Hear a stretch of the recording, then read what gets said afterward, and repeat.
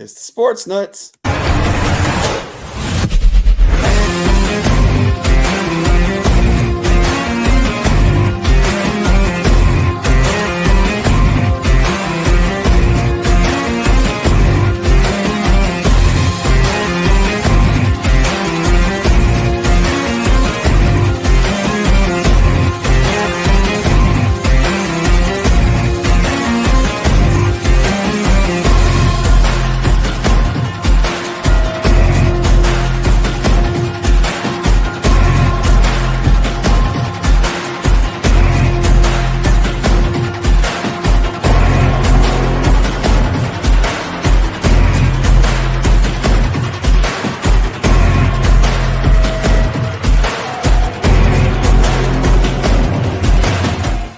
Now listening to the Sportz Nutz.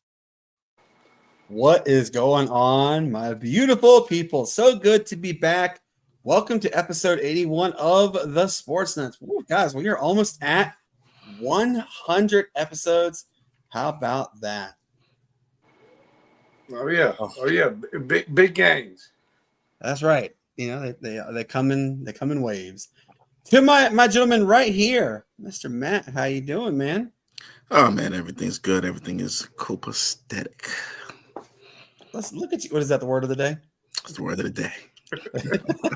Where's the calendar? Oh my goodness! Hey guys, who is this gentleman right here? What is going on, Shane Owen? How we doing, brother? Hey man, what's going on, fellas? Man, I just enjoying the weather outside today. I know that a nice sunny day. 70 something, so it was nice outside. Hey, real quick, shout out to your parents. Happy anniversary. Shane, what does this make? What number is this year? 36. Ooh, 36. Great, wonderful years. Please tell mom and dad we wish them nothing but happy anniversary and the best. We love them. Oh yeah, we'll do for sure. They're out to eat now, so I'll let them know once we get done. Very good. Hey guys, we have an outstanding show lined up. Look, there has been a lot that has transpired in the worldwide leader in sports. I'm talking from big name players retiring. I'm talking about a new conference realignment about to happen, actually, that will take place on Friday. Yes. See, Matt and Shane probably don't know, but I know who they are, and it's actually going to be the absorption of one conference and the dissolution of another. It's actually a pretty big conference that's going to fall down. Cannot wait to share that with you guys. An important college basketball tournament has been suspended until 2026 at least, and it could be indefinite. ESPN has cut ties with this particular conference. We'll talk a little bit about that. Guys, March Madness is literally knocking on the door. First off, before we go any further, what's going on? Matt and Shane, I sent you guys a text this morning, actually group one. Norfolk State. Y'all, did you see they had not one, but they had two top 10 SC top 10 plays. Number one was like a freak of nature dunk. The dude from Norfolk State to seal the game did a 360 did a windmill dunk midair and kind of hung at the end of the rim. And I was like, good God, that was a sick dunk. The same dude on number 3 had it was almost like a reverse dunk. It was crazy. Shout out to Norfolk State. Did you guys happen to see any of that? If you did, if you didn't, I highly recommend you all go back and look, because that was I watched the highlight. The windmill, I believe, made it up to number 3 this afternoon. It was crazy. They were talking about them, possible tournament upsets, here getting into March, stuff like that. Watch these smaller schools. They're going to start popping up here or there. We're going to start talking about them. That's right. Be ready for that one, guys. Like I said, March Madness is coming. Hey, want to give a quick shout out to women's basketball as well. The bracketology has been updated for women's basketball. You guys is a really cool name. My favorite name is actually mentioned as a potential high-end seed. Cannot wait to talk about that one. Of course, guys, and Matt, don't roll your eyes. And guys, we're going to talk a lot more about the NBA. We're going to talk some NFL. Shane actually broke down some news that I didn't hear, but Shane did. So Shane will share that in a minute with us. Jamar Chase, could he become the highest paid non-QB ever and offensive player ever in NFL history? We'll talk a little bit about that as well. And also Clay Kubiak. What is he now? He is the full-time offensive coordinator for the 49ers. Before we go any further, y'all, let's give a quick shout out to our sponsor, Tequila's Restaurant. Guys, this ad is like on fire. If make sure you go to Tequila's. You can go today, you can go tomorrow, whenever. Say, hey, you saw the ad on the Sportz Nutz. You get 10% off any dinner plate. Enjoy the ad. Don't mind again the three faces you see here, unless you see Matt doing the feed me more motion. So here you go.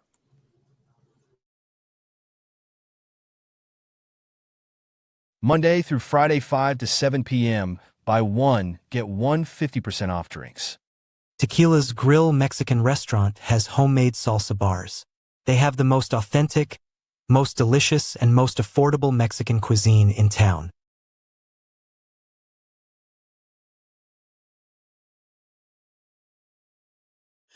You would poke your head to the side, Matt. I was like, I'm looking and I see you going. Yes, again, go to Tequila's Grill in Easley, 5155 Calhoun Memorial Highway, Easley, South Carolina, 29640. Mention you saw the ad on the Sportz Nutz, 10% off any dinner plate. Yo, that's a good deal. Take advantage of today. Guys, we also have to bring on my wife real quick. So everybody knows Lakes and Bridges Charter School is where she works. This is a school for dyslexic children. We have mentioned several episodes now about the 8th grade field trip. They are going to the city of Atlanta. They're going to do the City Pass, which I'll have Cassie explain to you in just a minute. She's about to come on. I'm going to share a screen. It's going to be a calendar. She is going to explain it to you. Cassie, make sure your phone is adjusted. So all right, you ready? Here she comes. All right, babe. The floor is yours. Give me a second. I'm going to share the screen. Say hi. Hello, everybody. All right, screen is shared. All right. So if you missed our show a couple weeks ago, we came on and did a little segment about our school and the 8th grade field trip. We have noticed that I believe all but 3 maybe students are going to be going on this field trip, which is great. There are a few parents who have let us know that they do need extra support with this. Now, they do have till the end of, I believe, March to pay it, maybe the end of the school year if they need it that far out. But Brandon and I felt the need to see if we could help kind of fundraise for this. And we came on and we asked if you would like to donate. But this is a calendar, and if you have younger children in sports, you may see something like this where they do fundraising with a calendar. What you do is you pick a day on the calendar and you pay that number of that day. So I have on there an example. If you choose the 13th, you would pay only $13, and we would just put your name down saying it was from you. Or that you've claimed that spot. Then say you want to claim 2 or 3 days. You can do that as well. So you would just add up those 2 days or those 3 days or however many days you want to choose. So you could do like the 11th and the 12th, and it'd be $23. After adding up each day of the week, day of the month, there's 31 days in March. So we would raise $496. That would cover the cost of the field trip for at least one student and also have money left over. Or if parents are making do with what they've got and they can get this taken care of, this also could go to extra spending money for the kids to have certain meals out as they do go out to eat, and they are responsible for a few of the meals themselves. That's not included in that price. So we are just asking if you would like to donate. Maybe pick a day on the calendar. I've seen some people say, I want 1, 2, 3, 4, and 5, because it doesn't add up to be very much. But you can also reach out to John Duran. He is the leading teacher in this fundraiser, or sorry, not fundraiser, but in this project of this trip. You can also go on to our website. There is a donation button. If you donate that way, you can pay with a credit card, and you can just say for 8th grade field trip. Or Brandon will share the Sportz Nutz Venmo and Cash App information, and we can make, if you guys do the calendar, we can make that donation to the school in honor of a student. And I do have a particular student in mind. It is actually a student that I have taught, and I would like to fund the field trip for that person. But Brandon and I will also pick a day to help out as well. So anyways, this is just something quick that we could think of. They are going on the 3rd, so next Monday they leave and they come back on the 5th. But the field trip, they have, I think, to the end of March. And if they need to push it out more for some parents, they can, to pay for this field trip. So if you would like to help donate, feel free to reach out to us. Feel free to reach out to the school, however you would like to do it. The calendar is something that Brandon and I are doing. So if you would like to do the calendar, please reach out to Brandon for his Cash App, or not his, but Sportz Nutz Cash App and Venmo. Let them know what they're doing. They are going to do the Atlanta City Pass, which, if you have not done this, this is a great experience. You get to go to 5 locations. You have to use this pass within 9 days of starting it. We did it last spring break, and Brandon and I thought we were stupid because we were exhausted. We did it in 3 days. So you get to go to the aquarium, College Football Hall of Fame, Coca-Cola Factory, the Atlanta Zoo, the History Museum, but the History Museum is actually closed right now for renovations. And then what's the other one called? Six Flags. No, they're going to Six Flags, but that's not a part of the Fernbank Museum. There we go. Sorry. They're going to the Fernbank Museum, and then they will be on their last day going to Six Flags, and they'll spend the whole day there, I believe is what the itinerary said. So those are just the things that they'll be going to do. They are going to be going and stopping at certain restaurants to eat. They are going to be on a charter bus. So a lot of that is, a lot of their cost is for like the hotel room, charter bus, and some of the restaurants that they will be eating at. Can you let everybody know real quickly what Lakes and Bridges is again? Yes, Lakes and Bridges is a charter school. It's the first in the Southeast for students with dyslexia.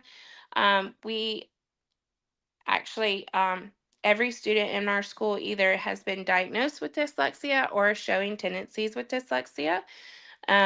We actually got an email Saturday, stating that our daughter has gotten a spot on the lottery to possibly get into our school. And we are actually very, very excited because we definitely see some tendencies with her. She has never been diagnosed, but we definitely see tendencies, and we think that this might be the best help that we can give her right now in these foundational years. So we hope that we're going to make the right decision and possibly moving her over there. But we have students or families from all over the world move to our school. We've had some from Nevada. We've had some from California. We've had some from the north. Just kind of all over.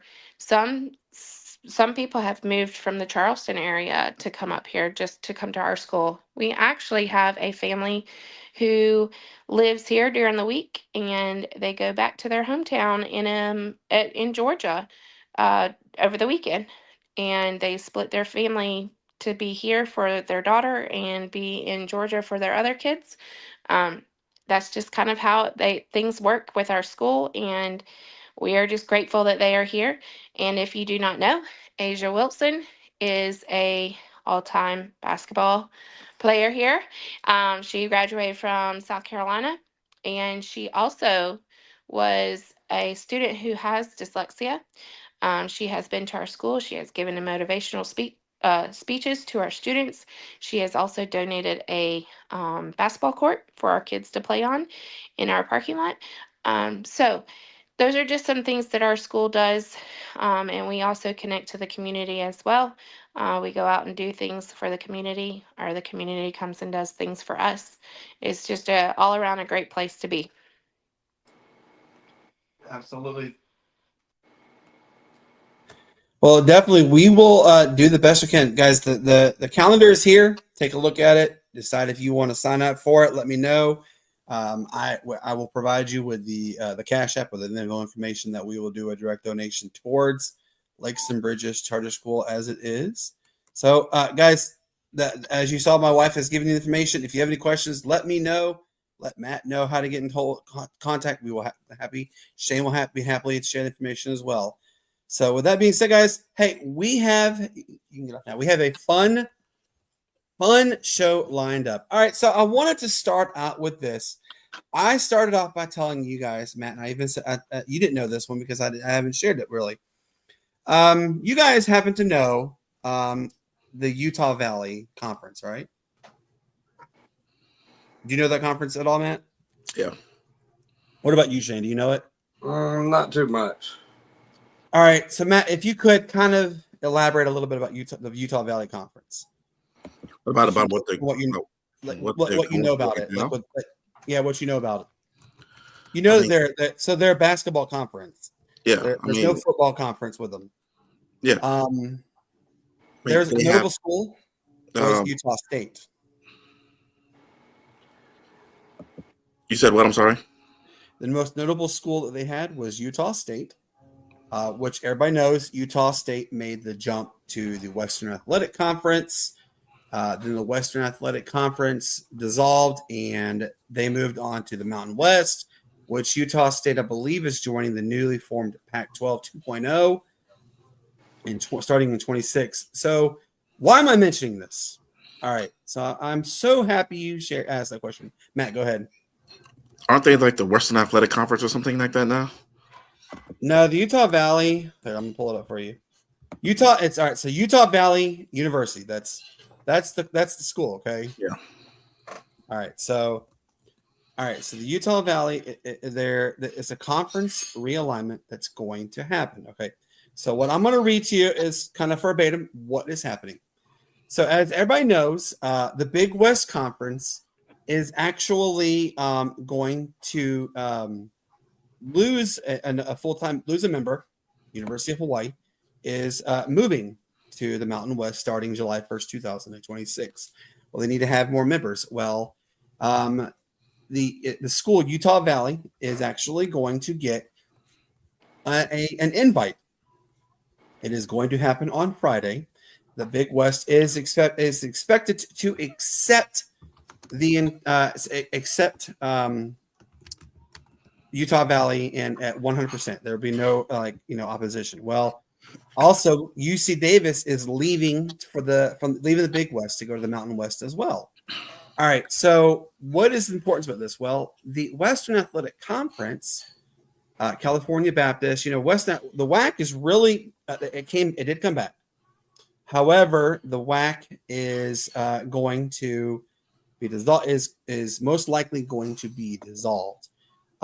Every school remaining in the WAC, which will be Abilene Christian, Southern Utah, Tarleton State, UT Arlington, and Utah Tech, they will be getting invitations, not just specifically to join the Big West. Well, it'll be the Big West and the West Coast Conference are going to be giving the invitations out. It is believed that Tarleton State will join The Big West, it's believed that Southern Utah and Abilene Christian will join the West Coast.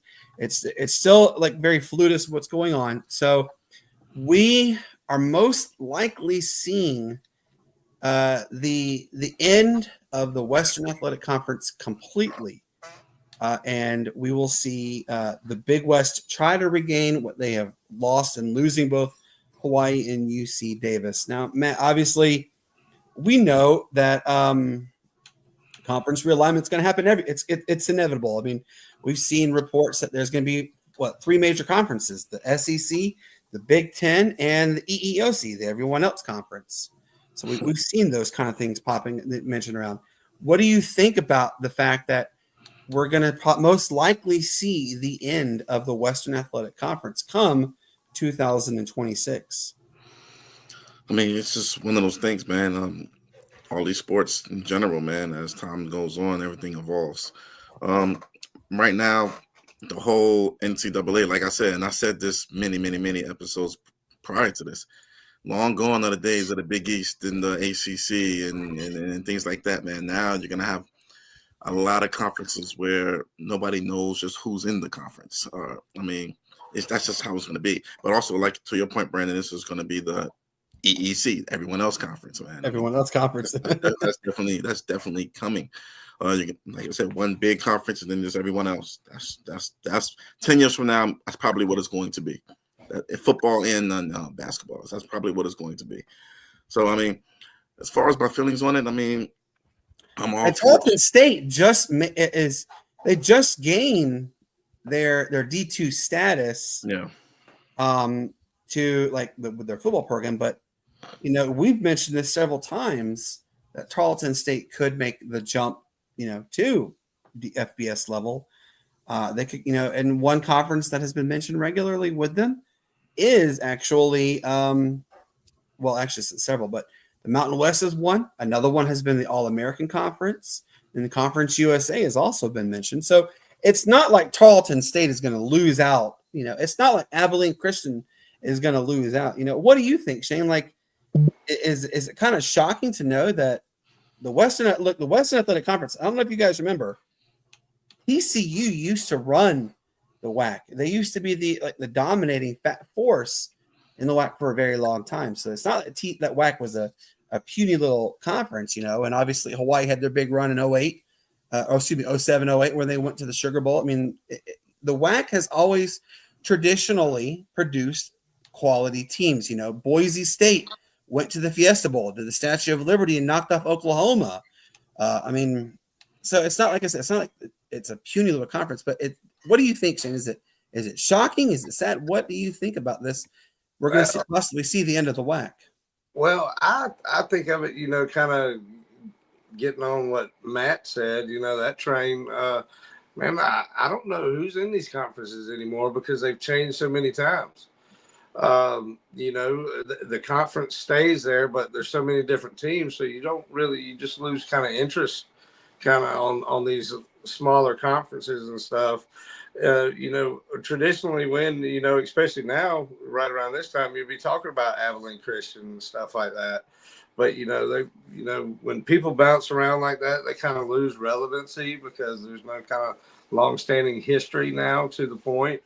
So, it's kind of one of those things that you got to kind of get off and, say, hey, if we didn't do this, if we figured out a way, kind of deal. But, hey, we know where it's all heading towards major realignment. And I think, we're even going to get major realignment before too long in different sports, kind of how we do with basketball and football now with the FCS and the FBS, and then it's all encompassed in one in basketball. So I see, kind of some of that stuff happening too, kind of more drastically between major conferences and the NCAA. It's all a money game. Yep, as somebody who enjoys watching the game and stuff, they could go out there and play in the backyard. If it was competitive, I go watch it. So, I mean, you're not going to lose me as a fan of watching stuff like that.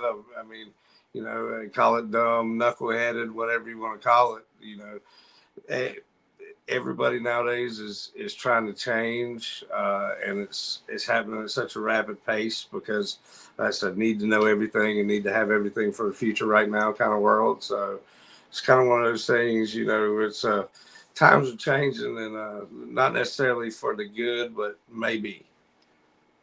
You know, and I literally was just going to say, you know, times literally, you've got to see and realize gone are the days of, like Matt just said, you know, you have the Big East or or hell, I mean, I'm going to age myself, the Pac-8. I remember when it's called the Pac-8 and then called the Pac-10 and then called the Pac-12. Like, gone are the days of that. And every little team, every little school, you're always adding more schools. Always.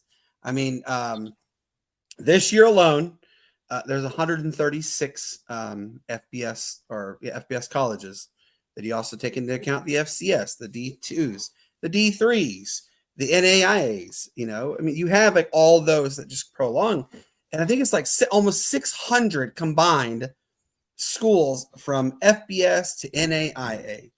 So you obviously, you know, you want to bring money, and I didn't know this actually. And up until I think it was 2019, Jacksonville University, their football program dissolved. They were a prominent FCS program in football. Well, a report came out today actually that the school is putting a bid in to bring back the football program. Where they would start is up for debate. Some have said D2, some have said FCS. West Georgia, Matt, you know where West Georgia University is. They just made the jump to FCS from NAIA. And I happen to know athletic director at West Georgia, and he has said in the next 3 years, they're putting the application bid in, which they have to spend, I think it's like $10 million just to apply to go to FBS. And they are going to make that jump to the FBS. And then it's like $50 million after that to really solidify, because you have to bring every sport you have. If you're going to do it, bring every sport you have into that D1 level. I mean, there are schools that do have D1 competition, but they have other parts of their sports that play in like D2 or whatever levels.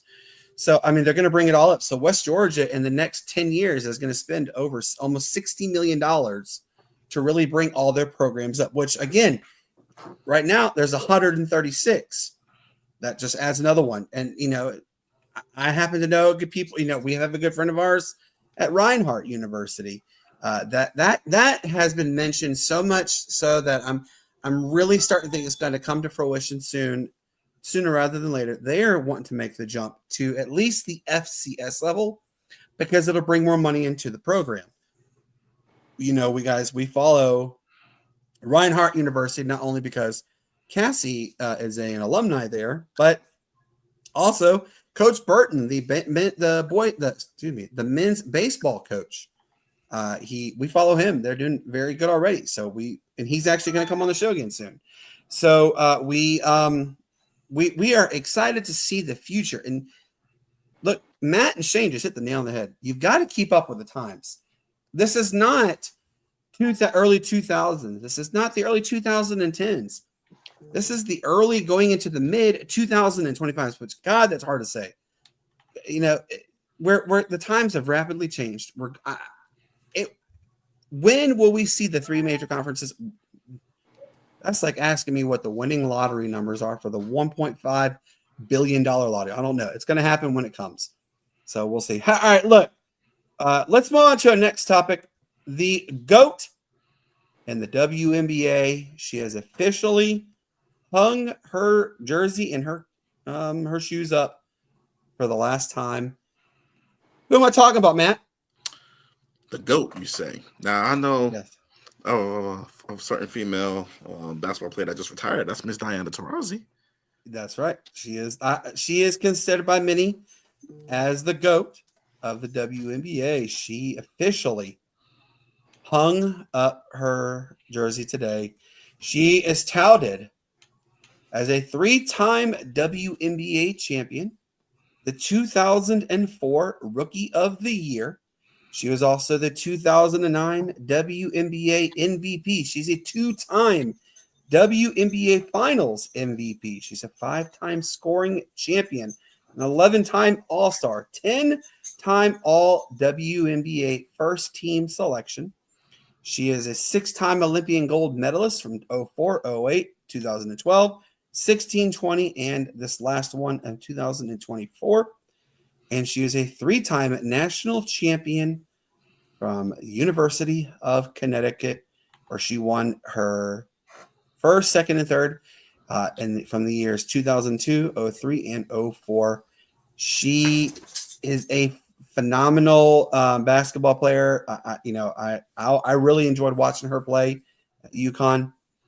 Guys, she played. Now this, I'm going to give you this one. She's the only WNBA player to surpass the 10,000 mark in scoring in 565 regular season games, and she scored another 1,476 points in 72 playoff contests.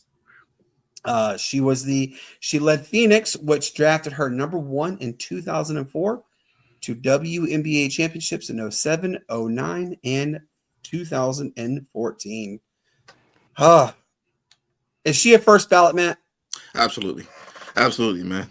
First ballot in college and first ballot in WNBA. First ballot in basketball, just in general. She's one of them ones, man. She's one of them ones. We remember back in those UConn days, man, when they did not lose at all. She was the catalyst. She was one of those. She was one of the ones that kind of really, got UConn out. Not to say UConn wasn't on the map, but she's one of the ones that kind of started to kind of put them out there as far as them and Coach Gino. How do you say his last name? Oriyama. Yeah, do you know Oriyama? She kind of started that trend of, the number one players. Because after her, you look at Stewie, who went there to UConn. You look at a lot of the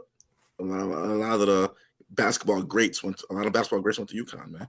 So I mean, it's just she's gonna get her flowers and she deserves it. And she is probably, as far as the GOAT goes, man, you look at her resume, it's hard to beat that. It's hard. Yeah, it's very hard.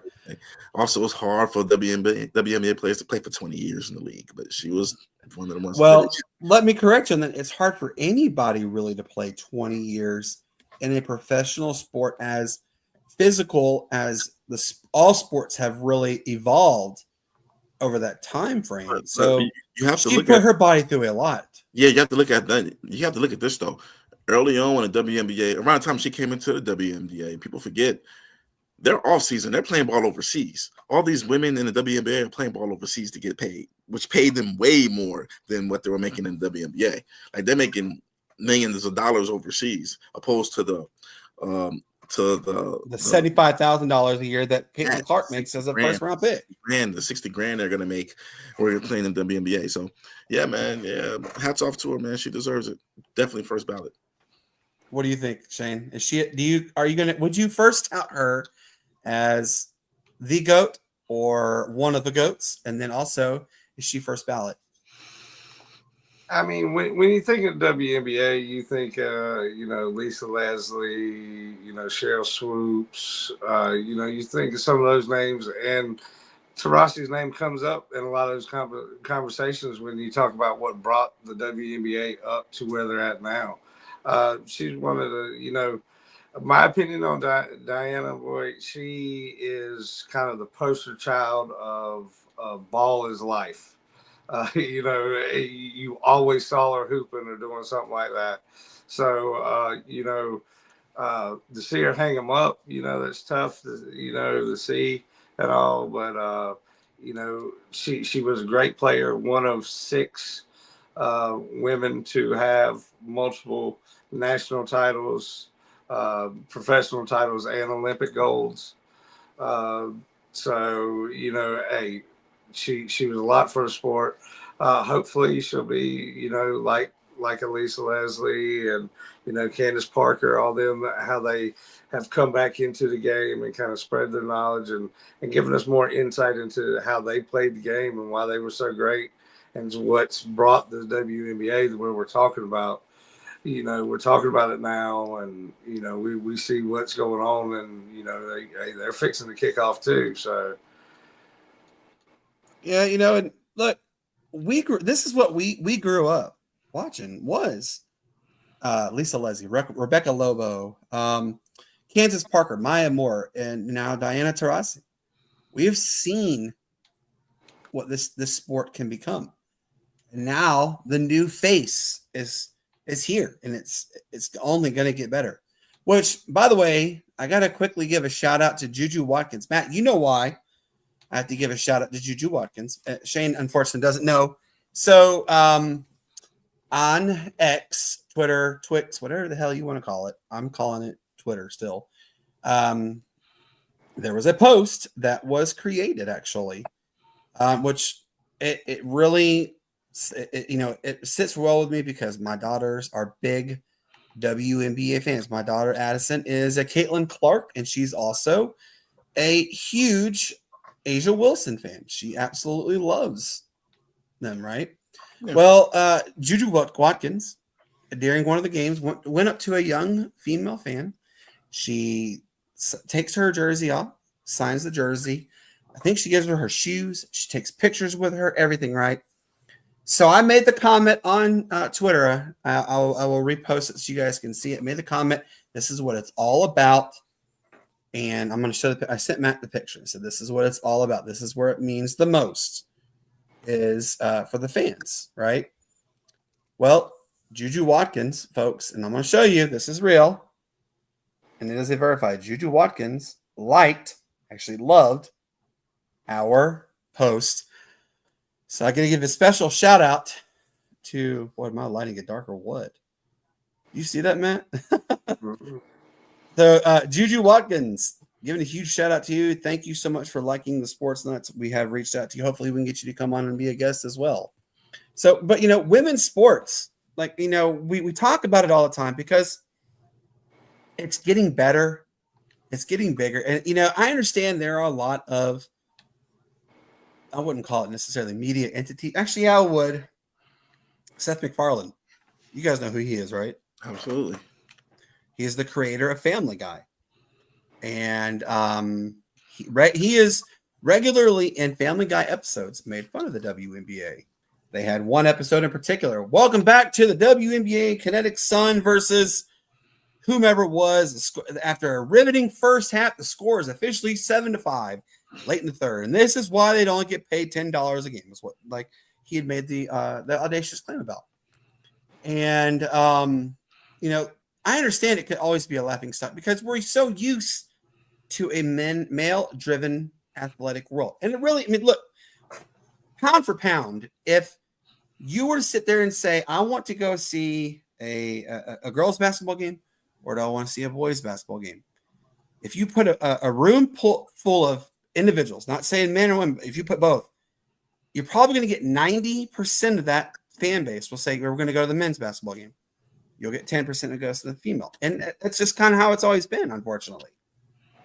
But now roles are starting to reverse. Men's basketball, look, we've known for a long time what it's going to be capable of. The NBA is losing viewership at a rampant pace. Matt, you can attest, this, it is losing faster than water can drain out of a bathtub at times. It's so fast. But women's sports, on the other hand, is really picking up. I don't know if anybody, if you know this, folks. Matt, you may know this. I know this from a good friend of mine at Fox 5. The Atlanta Dream, their season tickets are sold out back-to-back years, and this time it sold out. Their season tickets packages sold out in a 2-hour period, fastest it's ever done. Wow. Of course, the Indiana Fever, Caitlin Clark's going to be coming to town a couple times. It has already been announced those games will be held at State Farm, and those games are almost at standing room only kind of level seats because of how many people are coming to see it. That's fantastic to see that kind of stuff. But the reason why I talk more about women's sports is it just means different. And I mentioned this recently. I said, look, Angel Reese, She is really big. It's called the league. Matt, remind me, Shane. It's called the Unravel League. So 3-on-3 for women, right? Unrivaled. Yeah, that's what it's called, right? I think so. I think so.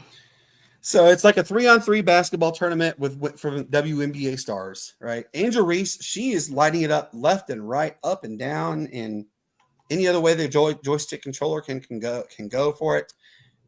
She's tearing it up, right? Well, she is on.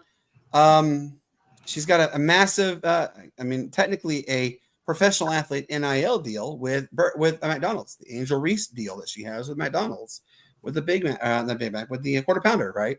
So she has that. So then Angel Reese has her shoe deal. Asia Wilson just got her shoe deal. Now we're getting more and more other NBA athletes to get shoe deals. And there's also talks that Juju Watkins, she has a shoe deal. Paige Buchers, she also is going to have a shoe deal. I mean, like, we're starting to finally see women's sports getting what they deserve. Now, I'm going to start with you, Shane. I'm going to ask you, do you see, say, in the next 5 to 10 years, a WNBA player making $1 million a year? Yeah, you could probably see that. I wouldn't put it past it at this point. One thing NBA viewership's down is because of the competitiveness in college basketball this year. That's kind of one of the skewed numbers because college basketball has grown tremendously. But I just think, the availability that ESPN and other platforms have put out to watch multiple sports that they actually cover anyway, is kind of helped boost numbers in a way that, we didn't really foresee coming until we saw, say Hulu and the ESPN Disney deal kind of get, picked up, because now you have, instead of, a family just getting the Disney package to stream their movies and stuff. Now they have all this availability, and now everything's on the go on your phone. So now dad can be at the dance recital watching a cricket match in India kind of deal. Exactly. So, I mean, the availability to watch all the sports, but, as far as going back to that $1 million question, it's not out of the picture at all, especially now. They're talking about they're starting in the black. I mean, the seasons have to get competitive. It just can't be like the top 4 teams, and then we bring in 8 teams for the playoffs, but for what kind of deal. I think that the more attention that's brought to it, the more revenue that these athletes start getting from other deals and stuff, from the notoriety, that I think that you're going to get more competition into the sport, and it's going to be a more competitive, a fun game to watch at that. You nail on the head right there.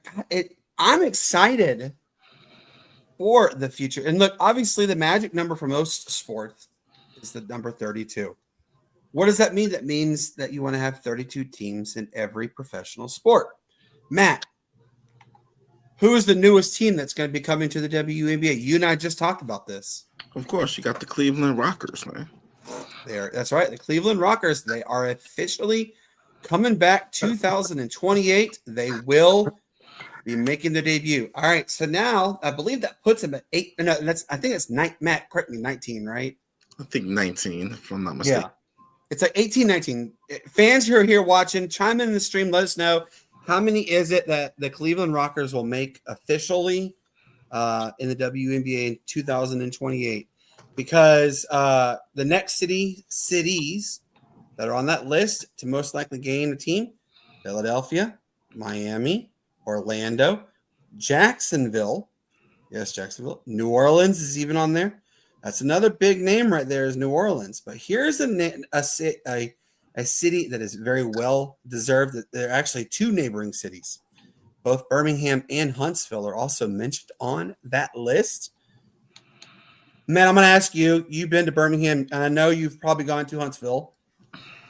Shane, if you've as well, let me know, which city do you think deserves it better? Is it Birmingham that deserves to have the WNBA franchise? or is it Huntsville that deserves to have the WNBA franchise? Ooh.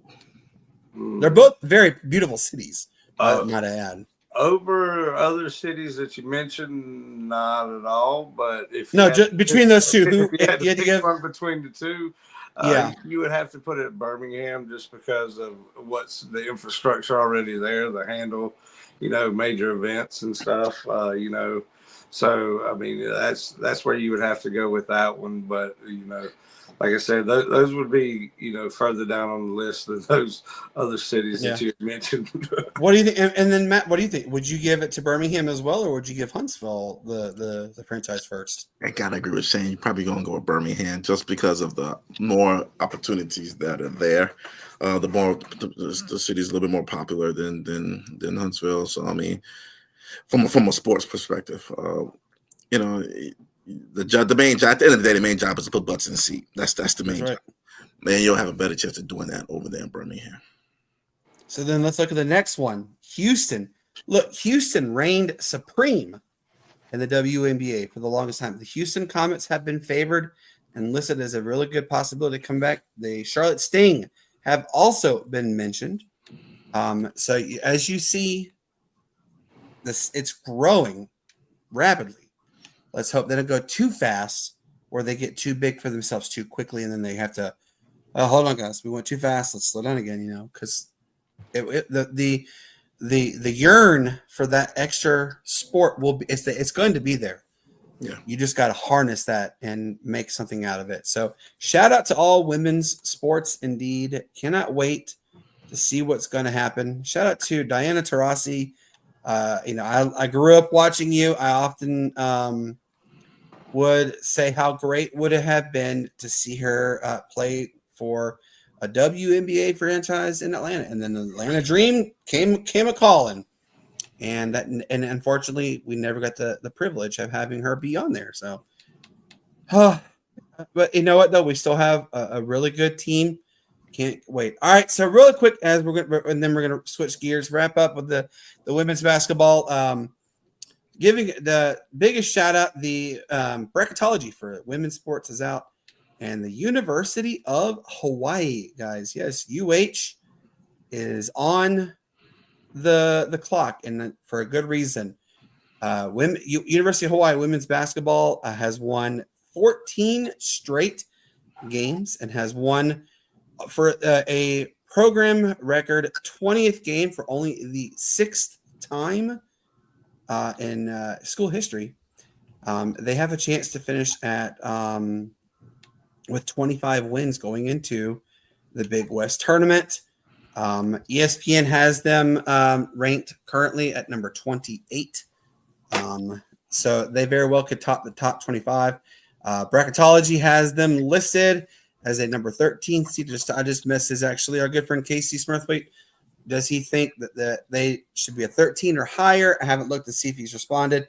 Ku'ule Abanani, she also she loves seeing that they're ranked as a potential 13 seed, but could go higher. So shout out to the Rainbow Wahine for doing it big and keep it going. Cannot wait to see what's going on with that one. Hey, Matt, we can't go further without talking about it's literally knocking on the doors. March Madness. We are seeing some of like the most electrifying and entertaining and fun basketball there is, and we have seen a phenomenal year in the SEC and everywhere. Mainly, really, it's really been the SEC has been like the ugly redheaded stepchild, as they call it. I mean, guys, let's just put an example. Up until this last week, we had a winless team in SEC play, which is hard to wrap your head around. Lamont Paris does great. He did great things in his previous life. Did a great thing last year for them. They just did not find that extra fire needed for this year. They did knock off Texas to get their first win. Congratulations. But guys, let's talk about what's going on right now. A team that is I believe they've only won 4 wins total in SEC play. They're spanking Florida. They're up 64-48. Yeah, they're still a good 15 minutes or so left of the game, but Georgia said, "Hold my beer, I'm here," kind of thing. So really good, good outing on that one. But Matt, I want to ask you for this one. I did not. I'm telling you the truth when I tell you this. I did not know that this is the first time in my lifetime that the Kansas Jayhawks, they're not in the top 25. I think it ended like a streak of remind me, it was like 1,000 weeks or something like that. They were in the top. Matt, do you know how long it was? It was 230. Sorry, all right. So it was 231 consecutive weeks in the top 25, and Kansas for the first time was knocked out of the top 25 with their loss to Utah, 74-67, and then of course they got blown out 91-57 by BYU. Matt, what do you think about that, man? It can't, obviously it's time to restart restart the rest of the season for Kansas, but could this be the start of the end of Bill Self, or is this just a fluke? Oh man, every coach is Bill Self's caliber, man. He's entitled to have a season like this every once in a while. It happens. He's usually in the top 10, man, all the time. Sometimes it just doesn't work out that way, man. I mean, you just have so many.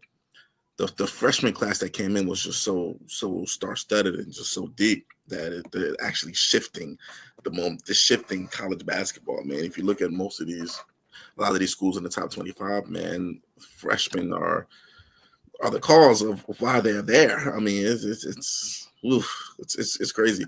But at the same time, man, it's just not their year, man. They've lost some games that they should have won. It's Kansas I'm talking about. They lost some games that they should have won, and sometimes it just happens that way. Team gets hot. You can't do anything about it. You just got to gear up, get ready for the next game. But will Kansas make the tournament? I'm not sure what their record is right now. I've seen some of the losses. I don't know. They might sneak in there. We'll see. But it's not like I wouldn't say they're losing the scrubs. They're losing no teams. They're losing like teams like BYU. I mean, come on, BYU is not. Well, BYU is about to have the number one recruit AJ DeBonta next season come on the campus. So they're a program that's looking forward to this future. So they're playing with a lot of moxie right now. I mean, hey, again, they're no slouch. They're a great coach team. Hey man, Well, bracketology right now has it. Joe Lenardi has Kansas as between a 6th and 8th seed, which is crazy because Kansas is always a top 4 seed, man. Yeah, I know. I'm having a hard time wrapping my brain about that too. Like, holy cow! Like, this is not Kansas that I'm used to seeing. Well, so it's hard. They don't have that player. They don't have that particular player that's gonna take them over the top. They always have a player that they can just get the ball to and like, hey, okay, we need a bucket. I think the leading scorers only averaging about 16, 17 a game, if I'm not mistaken. Which, I mean, it fits along their mold because they usually have multiple guys that average double figures for the year, but I think they only have 2 guys averaging double figures for the year. It's just, and they're, it's just not. It's not a Kansas team, but they'll retool. Nope. I think they got a good freshman class coming in. They'll retool and they'll do their thing.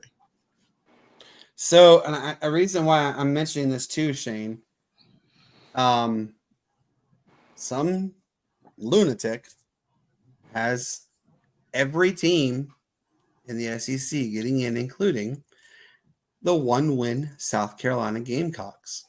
They'd be in the first 4 in is what they would list them as, but I can't give a team that has only won one conference win a chance to be in the NCAA tournament. What do you think? Did you say expert? No, I said egghead. Okay, all right, good. I was just making sure because somebody has fallen and hit their head. Mm-hmm. No. You look on the kind of the outskirts teams like Georgia, possibly, with a couple of their wins being big if they can hold this one. I mean, they're they're 5 games above 500 right now. In a conference where you play, all but I think it's 4 teams in the SEC right now, with Georgia being one of them, is a tier 1 team. And when you look at the bracketology eyes, I mean, we were watching the game this weekend. I can't remember who exactly it was, but they go on a stretch. It might have been Kentucky, but they go on a stretch where they play a top 15 ranked team the last 6 weeks of the year alone. And those are daunting. Those are the last 6 games. I mean, and one of those being, I believe, the last one with Tennessee. So, yeah, it's gonna be hard. Yeah, they got Florida again. So, man, it's interesting to see, especially in the SEC this year. But as I mentioned before, because of this kind of play that we're seeing throughout a conference, and it's kind of brought a lot of people to watching college basketball again before the tournament. Back, I remember, after that NBA All-Star game, we'd watch full 2 weeks of NBA, and then, hey, we got tournament time, and then we can watch the tournament. But it's become a lot more exciting to see. And, I mean, we like Matt saying, incoming freshmen into the sport of basketball are more key than what we see in the sport of football. Guaranteed, just because there's, it's a team sport, but it's a singular sport too. That's right. You're almost, only one person. You play on a team, but you're going for every man for themselves. Yes. So, if you see that in the competition that's coming up, Bill Self has another year like next year, or like this year, next year, he'll be in trouble then. But, if not, with his incoming class, I think he'll be all right. They just haven't had shooters this year, because he's never really been a defensive minded coach. But, if that job comes open, then, I mean, there's a lot of talk about Indiana coming open now, stuff like that. So, there's some big blue blood schools, Herbert Davis doesn't pick it up in Carolina, they'll be shipping them out soon. So we're talking about true blue bloods needing coaches. But we'll see. We'll see how it goes down the road. But I'm excited to see this. What the tournament and the bracket can bring us. Even with some of these, lower seeded conference teams getting in there. Look, just because you're a low seed and you're a small school, it does not mean you can't play with the big boys. It does not mean it. You always have that one Cinderella who makes their improbability run, and it happens. So the number one, currently listed as the number 1 seeds, if the tournament were to start today, number 1 overall is Auburn. Duke is the other number 1. Florida is also the other one, and Alabama is the other number 1. So it's kind of been consistent. Looks like the Southeast will be the ones that reign supreme in that way. So we'll see. But hey, real quick, and this kind of gets me kind of excited to see also. Look, guys, we've known for a long time what Brad Brownell has done at Clemson. His ever favorite nickname used to be Brad Brownell, LLL, because he would never give you what you needed, right? Well, he's doing it again. He is reigned supreme. He's only, I think, a half a game out of first place in all of the ACC. All the ACC. They have Clemson went from an 8, this is an 8-9 matchup to a 5-12 matchup, and there still has the potential to even go as high. And this is according to Lenardi. Clemson could go as high as a number 3 seed, depending on what happens in the NCAA tournament. Oh, wow. I mean, guys, it's here. Basketball is about to get pretty darn interesting, and I'm excited to see where it goes from there. What say you guys in the stream? Chime in. Are you ready for the NCAA tournament. Who is going to be Cinderella this year? Who do you want to be Cinderella this year? Let us know. That we'd love to hear this. Love the answers to that one. So, Matt. Yeah, I get to talk about this one. I'm excited. So let me pull it up here. I'm very excited. I didn't have time to post the picture in here, so I'm gonna show you guys. This is the picture I'm showing.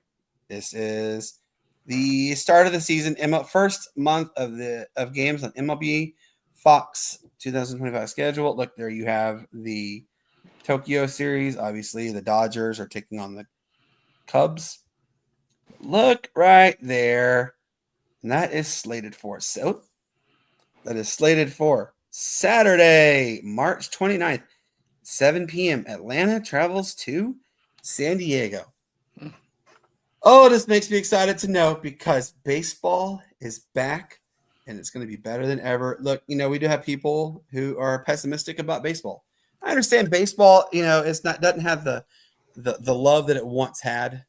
I mean, when we were growing up, that's what we like to talk about and go to and go get tickets, go down to the TED and go watch some Braves baseball, or go down to Fulton County and watch some Braves baseball. Shane, I'm going to start with you on this one. Just said it, it's here, whether we want to believe it or not, because they've already started spring training. But describe the level of excitement that comes to mind when that baseball starts literally in a couple weeks for all the marbles. Man, it's one of those things when it starts, it's good to see the season start. It's always, it's one of those things, it's one of those times of the year where it's fresh cut grass, first time smell kind of deal.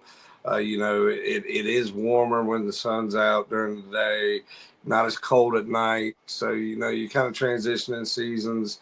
With the coming of baseball season, and you kind of end it with it going into the hibernation of kind of winter when late October, November now. When it comes down to, the length of the season, there's 162 games in the season in baseball. We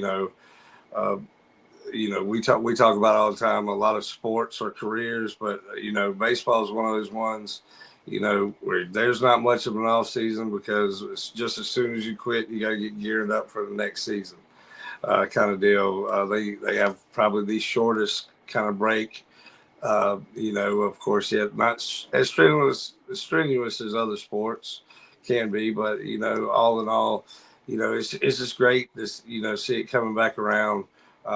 Opening weekend is always great in Major League Baseball. Hey, we're going to see what money can do this year in baseball by some of the numbers that people put up to put these teams together, and hopefully a couple of them don't do good because they in our division. But we'll see. We're talking about you, Soto. Yeah, there's a lot of interesting kind of things going into this year. So hey, I'm geared up, ready to go, and a trip. He's got his first practice Friday night, so I know baseball season's coming. We're fixing to have some fun.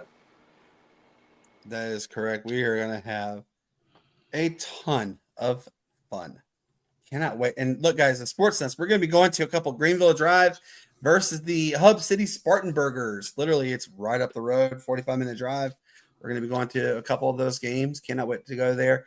Matt and myself will try and get Shane and Hank as well, but if not, we'll definitely be Matt and I. We are going to try to go to a couple of the Atlanta Braves games. We're also going to try to go to a couple of the Gwinnett Stripers. They're the AAA affiliate of the Atlanta Braves. We're going to try and see if we get that going. So baseball is a time unlike any other time. It's fun. It's when you can sit there and just enjoy having a cold one, talking with your friends, and just going about your day kind of thing. It's exciting. So I can't wait. Really quick, Georgia is only up, guys, by 10. Florida is on a fairly impressive comeback run as we speak. Ooh. Yeah, they've got foul trouble. They've got Georgia in foul trouble is what's got them. But you got to tip your cap though to them because Georgia, they said they're coming to play. Oh, yeah, Duke well, is currently up big time by 31 over at Miami. Not a surprise, Matt. Oof. Duke has really opened up a can. Look, Missouri is playing host to the University of South Carolina tonight at 9 p.m. It's not going to be a pretty showing. I think Missouri, unfortunately, dominates. Yeah, it's just going to be rough. So, look, it's okay, though. It's college basketball is fun. Then let's talk about some college baseball, guys. Like, I'm really having, like, hard to believe moments that, we are seeing teams that are like they're okay. Go, Shane. You've already mentioned one that you saw a team almost have, what was it, a 50-50 baseball game? Like, we saw something like that. That's freaking crazy in baseball in general. Really excited to see, But then, all right, so it's getting go ahead. geared up. Did you see the Georgia pitcher the other day? Oh, yeah, that was awesome. Yeah, like I was like that, and they were like, yeah, that guy is something. There's something. Oh wrong. man, and then the top play on Sports Center, West Virginia guy diving all out. Yeah, he literally goes on it. Oh my god, that was an insane. God, that was an insane catch. I think we're in for a great year in sports if it's kicking off like this already, though. Absolutely, and look, South Carolina girls softball team, man, they're killing it. They're 16-0. They just walloped Charlotte 10-2. Really good victory for them.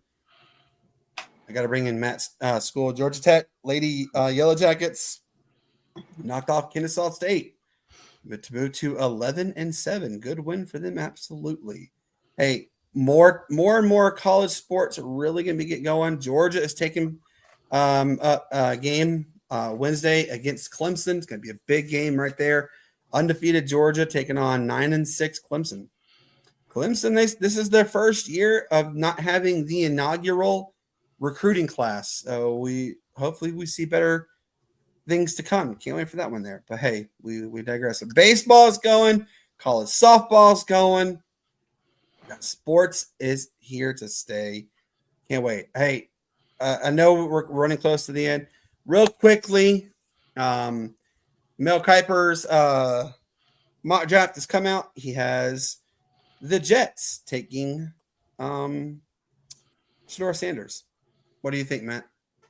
The Jets? Yes. What number do the Jets pick? I will pull it up actually right now, and I'll tell you exactly how he has it. All right. Draft. All right, so the draft positions are as follows. It's loading. Here we go. The Jets are the number 7 seed, and it's already been publicly known that they are moving on from Ron. I don't think Shedeur's going to last till 7. The teams that need quarterbacks are going to either try to move up. If those first 2 teams don't select the quarterback, I think teams will move up to select Shedeur Sanders. So this is where there's actually like a lot of bidding going on. There's coin tosses left and right. There's 2 mock drafts that are the same. It's like 2.0 and then 2.10 kind of thing. It's really weird. So Tennessee, if they keep Will Levis, they go Travis Hunter. Tennessee, if they don't keep Will Levis, they're going Cam Ward. Cleveland, that one is the all-around consensus is Cleveland is going to select a Colorado player. Not necessarily going to it might not be Shedeur, and it might not be, it could be either Shedeur or Travis. One of the two is going to get selected by Cleveland, is what everybody has come to the agreement. Abdul Carter, he is projected also to be the number 1. He is listed currently as the just as of today, actually, this evening, he was listed as number 1. I don't know, so we'll see. But hey, the world of draft what ifs is coming. Mock drafts, we're going to talk about them later on. Can't wait to do that with you guys. Obviously, it's going to be a lot of fun with that. All right, so we've covered a lot tonight. We've bent your ear for an hour and 10 minutes. I really want to give a quick shout out to my daughter, Addison. Look, guys, I did get sick over that Friday. I did get sick. I ended up catching the neurovirus. I didn't stop throwing up from 8:30 at night till 5:30 the next morning. Yeah, and I'm still having, like, I do get nauseous. I'm winded easily from going up and downstairs. But my daughter's team, they unfortunately did not win the championship game.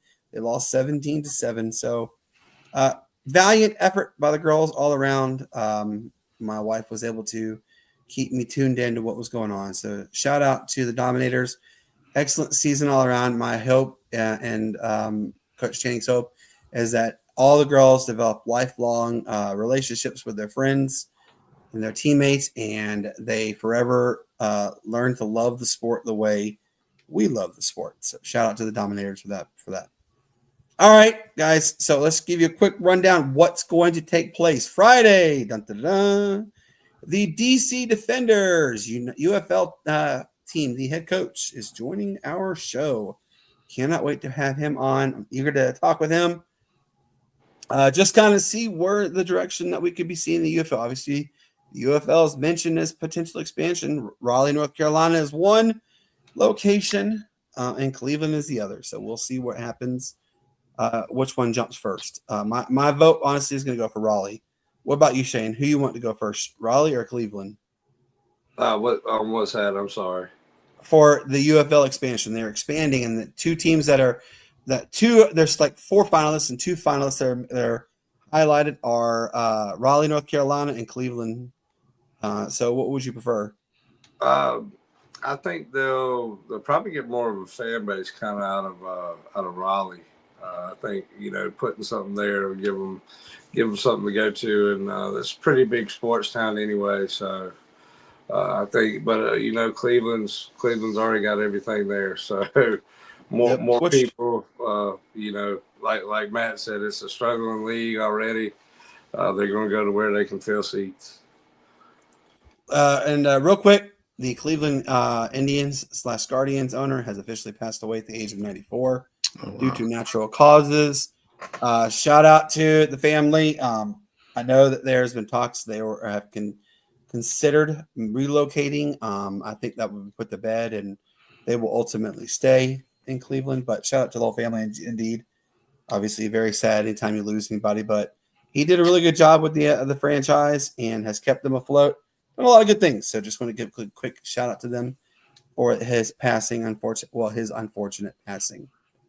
All right, so now we come to the next week of March. Yes, guys. God, we are about to, we're literally about to knock into March. Like, is that not crazy to you or what? Yeah, it's crazy. It's crazy. It's flying.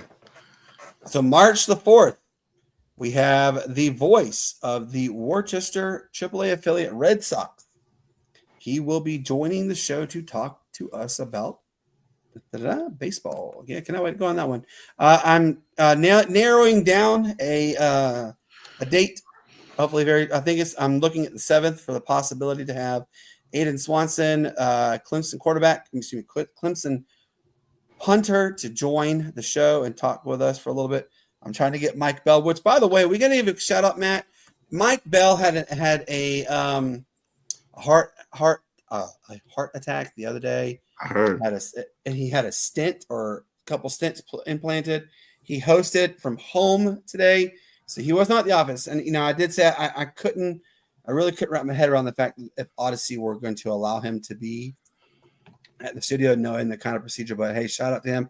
I have reached out to him. I want to have him come on and hopefully talk a little bit about the situation with listening to your heart, because obviously, I'm a big advocate for hearts because I had a widowmaker myself in open heart surgery. So yeah, we'll keep you updated with that one. Yeah, guys, we're gonna have a really good transition in the spring. Cannot wait. We're gonna have March Madness coming, which that's like one of the most enjoyable times. You get to watch basketball all day. Ain't nothing wrong with that. Matt, you are going to be getting some shorts out to us, correct? Yeah. Okay. Please do. We talked this morning. We got to get some more shorts up there. We have a lot of eager fans looking forward to seeing our silly antics that we do all over the place and listening to some of the amazing talents that we have come on and be a guest of our show. Shout out to Hank Hank, guys, he is putting together his studio. I believe he just moved, so that's why he was unfortunately not able to join us tonight. He will be back with us on Friday. Can't wait to have the whole gang in town for this one. It's gonna be a good time. So yeah, we had a great show with you all. Obviously, it means the most to us when you tune in. If you can quickly go on to there and share, hey, you can share us via Facebook, via Twitter. You can share us on Instagram, TikTok, which Matt will be updating. You can go and download our latest episodes on Apple Podcasts, Spotify, iHeartRadio. All those in there. Dustin, man, hey, so glad you're here. Thank you for joining with us. But then we have that one. And then also we have nuttysportstalk.com. Yes, we have our website, which links us to our YouTube channel at the Sportz Nutz 176. Check us out there. View us there. Like there. Subscribe. Everything. Just come have fun with us. We cherish every minute of it. With that being said, for our good friend Hank, who says he loves you and he cares about you all, Shane, what do you tell these lovely people? Hey, man, it's always good to get on here and chat it up. We'll go down here, get some good food, relax for a little while, and just kind of chill out like old Lily's been doing back here the whole time, hopefully. But man, great to see everybody. Peace, love, and bacon grease. Yes, peace, love, and bacon grease indeed. I see Matt smile every time he says that. Matt, what do you tell the wait, Shane? Matt's about to tell you what to do. Yeah, What are you about? All right. I'm cute. Y'all wow. Matt, what do you tell these lovely people? No, man, just every time, man, you go out and enjoy your day, enjoy your evening after a hard days of work, man. Just, man, just when you ain't take that alcohol, man, just take it home, man. Have a designated driver. Don't be foolish. Don't get flagged. The last thing you want is it's those lights right there. Exactly. Last thing you want is to be driving impaired, seeing 4 stoplights, and you hear whoop whoop right behind you. Once you hear that whoop whoop, it's pretty much over. Your life is pretty much done. You belong to them for the next 5, 6, 7 years. So don't do it, guys. Just go out with friends, have a DD, take an Uber. Just don't get flagged in the game of life. That's it. Call him. Don't call me.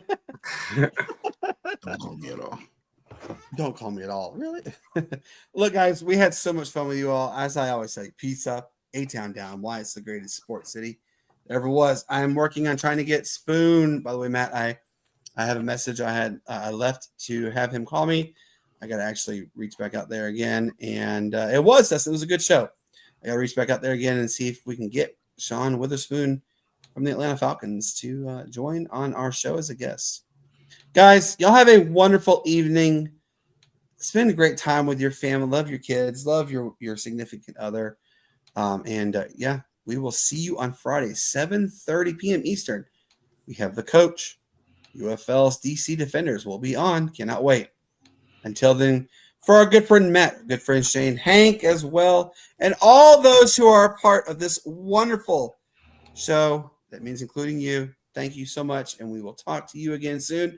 And now enjoy Matt's lovely outro video. And please, if you guys can, chime in what you think of Matt's outro video he created. He created all of our intro and outro videos. But tell us what you think, and we actually truly enjoy this one. Y'all have a good night.